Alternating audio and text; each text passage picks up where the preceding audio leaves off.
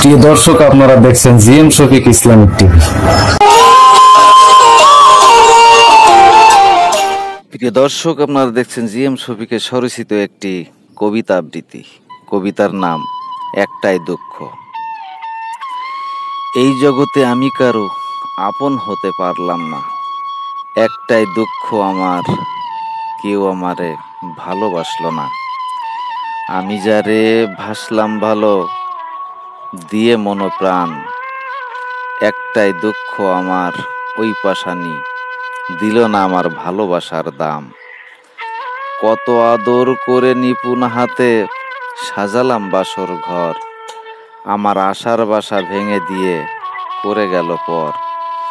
শূন্য হৃদয় হলো না পূর্ণ, একটাই দুঃখ আমার, মন না বুঝে প্রেম করো না বলে গেলাম সবার।